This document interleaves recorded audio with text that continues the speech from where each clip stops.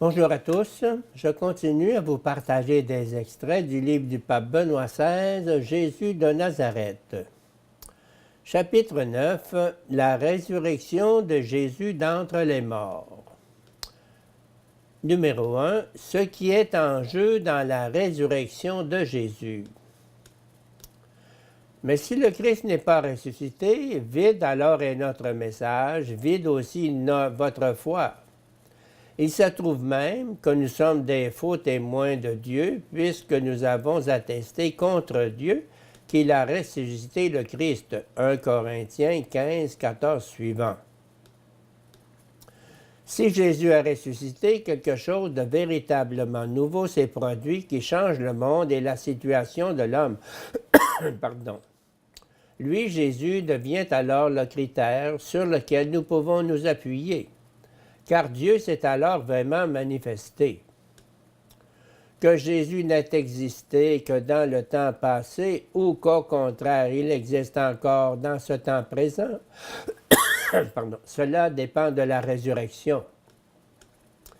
Si dans la résurrection de Jésus il ne s'était agi que du miracle d'un cadavre réanimé, cela ne nous intéresserait en fin de compte en aucune manière. Les témoignages néo-testamentaires ne nous laissent aucun doute sur le fait que dans la résurrection du Fils de l'homme, quelque chose de totalement différent se soit produit. La résurrection de Jésus fut l'évasion vers un genre de vie totalement nouveau, vers une vie qui n'est plus soumise à la loi de la mort et du devenir, mais qui est située au-delà de cela, une vie qui a inauguré une nouvelle dimension de l'être homme. C'est pourquoi la résurrection de Jésus, elle est une sorte de mutation décisive, un saut de qualité. Dans la résurrection de Jésus, une nouvelle possibilité d'être homme a été atteinte. Une possibilité qui intéresse tous les hommes et ouvre un avenir d'un genre nouveau pour les hommes. Car si les morts ne ressuscitent pas, le Christ non plus n'est pas ressuscité. Mais non, le Christ est ressuscité d'entre les morts, prémisse de ceux qui se sont endormis. 1 Corinthiens 15, 16, 20. Jésus est sorti vers une vie différente, nouvelle, vers l'immensité de Dieu, et partant de là, il s'est manifesté aux siens. Une résurrection vers une condition définitive et différente, en plein milieu du vieux monde qui continue d'exister, cela n'était pas prévu et donc, de prime abord, ce n'était même pas compréhensible. Le processus pour devenir croyant se déploie de manière analogue à ce qui est advenu à propos de la croix. Personne n'avait pensé à un Messie crucifié. Maintenant, le fait était là, et à partir de ce fait, il fallait lire l'Écriture d'une manière nouvelle.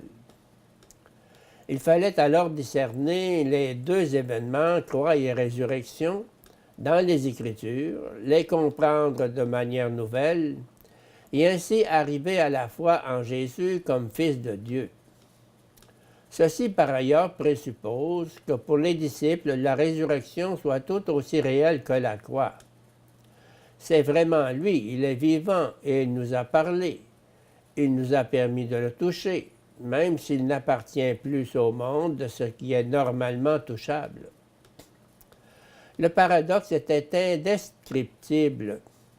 Le fait qu'il soit complètement différent, non pas un cadavre réanimé, mais quelqu'un qui, par l'œuvre de Dieu, vivait de manière nouvelle et pour toujours, et qu'en même temps, en tant que tel, tout en n'appartenant plus à notre monde, il fut présent de manière réelle, vraiment lui, dans la plénitude de son identité.